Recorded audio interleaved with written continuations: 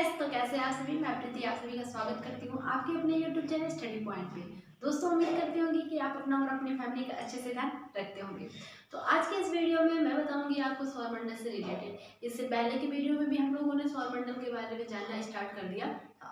तो जिसने पहली वीडियो ना देखी हो वो पहली वीडियो कम से कम देख कर आए, ताकि आगे का ज्ञान आपको अच्छे से मिले। इससे पहले आज था आप सभी का बायो का एग्जाम, यानी कि सीबीएसई बोर्ड क्लास 12th का। आई होप कि आप सभी बच्चों का बहुत ही अच्छा एग्जाम गया होगा, और अगर आपको उतना अच्छा नहीं भी गया तो ज़्यादा सोचने की जरूरत नहीं है, जो होगा वो अच्छा ही होगा। ठीक है, तो चलिए करते हैं इस वीडियो को स्टार्ट। इस वीडियो में हम लोग जानने वाले हैं सौर मंडल में जो भी पिंड होते हैं उनको कितने भागों में बांटा गया। अभी तक हम लोगों ने ये जाना है कि जो सौर मंडल में जो ग्रह होते हैं उनके नाम जाना है। आज इसकी वीडियो में हम सौर मंडल के ग्रहों के नाम के साथ उनके बारे में भी जानेंगे, उनकी स्पेशलिटी देखेंगे, उनके क्या खास वर्क होते हैं ये देखेंगे, उनको किन अनदर नामों से जाना जाता है ये बात जानेंगे। ठीक है, चलिए करते हैं वीडियो को स्टार्ट। अगर आप इस चैनल पर नए होंगे तो चैनल को सब्सक्राइब कीजिएगा, वीडियो को लाइक कीजिएगा। सबसे पहले बता दूं कि 2006 में अंतर्राष्ट्रीय खगोल शास्त्रीय संघ यानी कि इंटरनेशनल एस्ट्रोनॉमिकल यूनियन के द्वारा 2006 में यानी कि 2006 में क्या किया गया, सौरमंडल में जितने भी पिंड थे उन सभी को 3 भागों में बांट दिया गया। पिंड तो बहुत सारे होंगे, तो उनके लक्षण पे, उनके गुणों के आधार पर किसी न किसी चीज के तरीके से उनको 3 भागों में रख दिया गया। कौन कौन से 3 भाग थे? सबसे पहले में ग्रह रखा गया, ग्रह के बाद बौने ग्रह रखे गए। हम इस वीडियो में केवल ग्रह के बारे में जानेंगे, लेकिन धीरे धीरे हम बौने ग्रह के बारे में भी जानेंगे। उसके बाद एक लास्ट बनाया गया सौरमंडलीय पिंड। ग्रह में किनको रखा गया?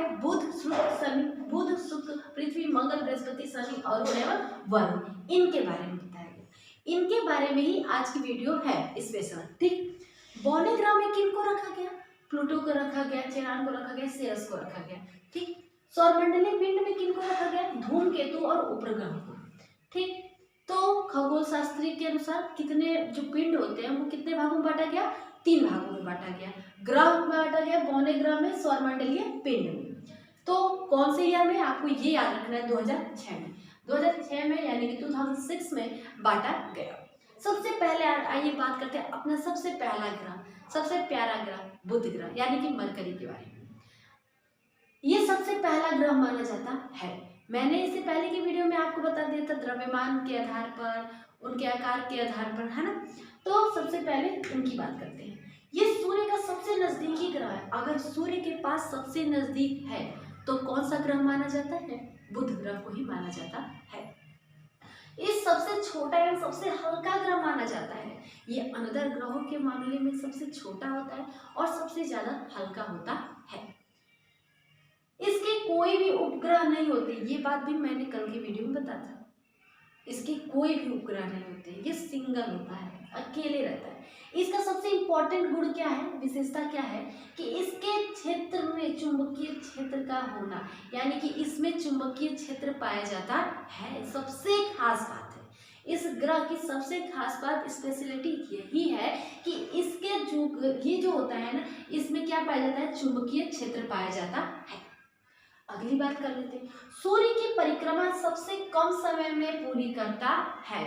क्योंकि यह सूर्य के सबसे नजदीक है, इसलिए ये जो बुध ग्रह है, मरकरी है, ये क्या करता है? सबसे कम समय में सूर्य का चक्कर लगा लेता है। यहाँ दिन गर्म एवं रातें कैसी होती है? बर्फीली होती है। ये सब किसके बारे में था? बुध ग्रह के बारे में। आइए अब जानते हैं शुक्र ग्रह के बारे में। शुक्र ग्रह के बारे में हम देख लेते हैं। सबसे चमकीला एवं सबसे गर्म ग्रह कहा जाता है। शुक्र ग्रह ऐसा ग्रह होता है जो सबसे ज्यादा चमकदार होता है और सबसे ज्यादा गर्म होता है। इसलिए इस देखिएगा, शुक्र ग्रह में आपको बहुत सारी नॉलेज मिलेगी, तो ये इंपॉर्टेंट भी होता है, तो आप कहीं ना कहीं शुक्र ग्रह को अच्छे तरीके से याद रखिएगा। क्या बताया? सबसे पहले चमकीला होता है और ये कैसा होता है? गर्म ग्रह माना जाता है। ठीक है, इसे सांझ का तारा या भोर का तारा भी कहते हैं। कई बार पूछ दिया गया है कॉम्पिटिटिव लेवल एग्जाम में, किसी भी एग्जाम में, सांझ का तारा या भोर का तारा किसे कहा जाता है? किसे कहा जाता है? शुक्र ग्रह को कहा जाता है। क्यों कहते हैं मैम? क्योंकि यह शाम में पश्चिम की तरफ और सुबह में पूरब की दिशा में दिखाई देता है। शाम में पश्चिम के साइड दिखता है और सुबह में पूर्व साइड में दिखता है, इसलिए इसको सांझ का तारा और भोर का तारा भी कहा जाता है। अन्य ग्रहों के विपरीत, अन्य ग्रहों से अलग यह क्लॉकवाइज चलता है, चक्रण करता है, यानी कि चक्र लगाता है, क्लॉकवाइज चक्र लगाता है। बाकी सारे ग्रह एंटी क्लॉक करते हैं। क्लॉकवाइज मतलब समझ रहे हैं, जिधर सुई चलती है हमारे घड़ी की उस साइड में यह चक्र लगाता है। लेकिन एंटी क्लॉकवाइज मतलब होता है सुई की विपरीत दिशा में, यानी कि जो घड़ी चल रही है इधर चलती है ना, लेकिन अदर सारे जितने भी ग्रह है इस साइड से चक्कर लगाते हैं। लेकिन हमारा शुक्र ऐसा ग्रह है जो क्लॉकवाइज चक्कर लगाता है। इसे पृथ्वी का भगनी भी कहा जाता है, या इसे पृथ्वी की भगनी भी कहा जाता है। क्यों? क्योंकि घनत्व में, आकार में यह पृथ्वी के समान ही होता है। किसके समान होता है? पृथ्वी के समान होता है, इसीलिए इसको भगनी ग्रह भी कहा जाता है। आपको ये भी याद रखना है, आपको ये भी याद रखना है, आपको सांझ का तारा, भोर का तारा भी याद रखना है, सबसे चमकीला ग्रह भी याद रखना है, सबसे गर्म ग्रह भी याद रखना है। याद हो गया? याद हुआ कि नहीं हुआ? सबसे चमकीला ग्रह शुक्र, गर्म ग्रह शुक्र, सांझ का तारा शुक्र, भोर का तारा शुक्र, विपरीत मतलब कि क्लॉकवाइज कौन सा जो ग्रह होता है चलता है तो हमारा शुक्र। भगनी ग्रह किसे कहते हैं? शुक्र को कहते हैं। ठीक, अब बात कर लेते हैं अपने तीसरे ग्रह की, बृहस्पति ग्रह के बारे में, जुपिटर के बारे में। यह सौरमंडल का सबसे बड़ा, सबसे पहला और सबसे बड़ा ग्रह किसे माना जाता है सौरमंडल का? तो उसे हम जुपिटर नाम देंगे, यानी कि बृहस्पति को कहा जाता है। यह सूर्य की परिक्रमा करने में 12 वर्ष लगता है या लगाता है।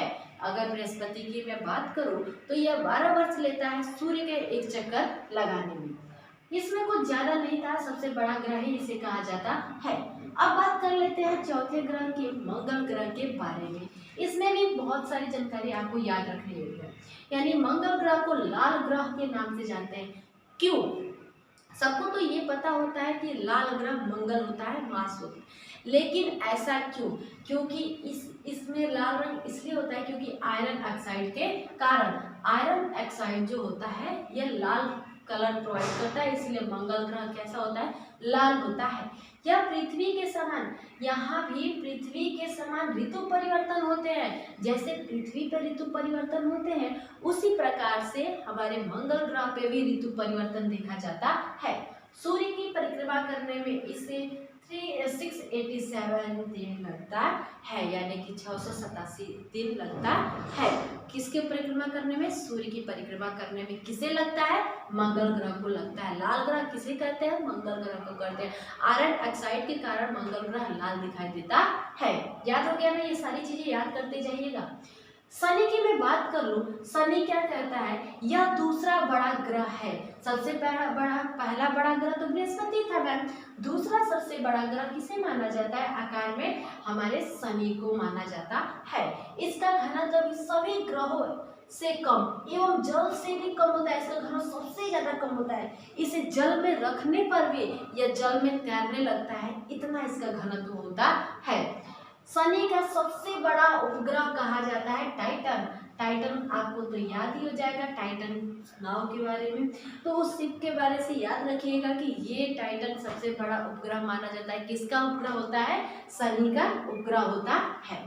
आइए अब इसके बाद में अरुण और वरुण बचे हैं, उनको भी देख लेते हैं अरुण और वरुण के बारे में। इससे पहले मैं बता दूं कि जो हमारा पांचवा ग्रह पृथ्वी जो सबसे ज्यादा इंपॉर्टेंट, उसके बारे में हम कल की वीडियो में देखेंगे, क्योंकि उसके बारे में बहुत ही ज्यादा बताना है आप लोगों को। तो आज की वीडियो में यहाँ तक रहेगा, ठीक है। तो अरुण के बारे में थोड़ा सा वरुण के बारे में जो लिखा है आप देख ही सकते हो। ये तीसरा सबसे बड़ा ग्रह होता है। सबसे पहला आपको ग्रह बता दिया, दूसरा सबसे बड़ा ग्रह बता दिया, तीसरा जो होता है आपका अरुण होता है। इसे लेटा हुआ ग्रह कहा जाता है, मतलब कि ऐसा लगता है कि पृथ्वी की तरफ लेटा है, यानी कि पृथ्वी के साइड ज्यादा झुका हुआ होता है ना, इसलिए इस ग्रह को लेटा ग्रह के नाम से जानते हैं, यानी कि पृथ्वी के साइड ये लेटा हुआ पाया जाता है। इसका सबसे बड़ा उपग्रह टाइटेनिया होता है। याद रखिएगा, इससे पहले का जो ग्रह मैंने बताया उसे टाइटन था, और इसका सबसे बड़ा ग्रह क्या होता है? टाइटेनिया होता है, टाइटेनिया होता है। दूसरी बात कर लेते हैं, वरुण की भी बात कर लेते हैं कि सूर्य से सबसे दूर वाला ग्रह होता है, सूर्य के सबसे दूर ग्रह होता है वरुण होता है। यह हरे रंग का ग्रह होता है और इसका उपग्रह भी कुछ टाइटेनिया के जैसे यानी कि टाइटन होता है। देखिए 3 शब्द आए, टाइटन आया, टाइटेनिया आया और टाइटन आया। तो आपको याद रखना होगा कि टाइटेनिया किसका उपग्रह है, टाइटन किसका उपग्रह और एक और उपग्रह बताया था ना, वो किसका उपग्रह होता है। तो आई होप कि आपको इस वीडियो में मजा आया होगा और जानने को बहुत कुछ मिला होगा। कल हम डिस्कशन करेंगे पृथ्वी ग्रह के बारे में, यानी कि हमारे अर्थ के बारे में, हमारी भूमि के बारे में, धरती के बारे में। ठीक है, मिलते हैं कल के वीडियो में, तब तक के लिए बाय बाय, टाटा।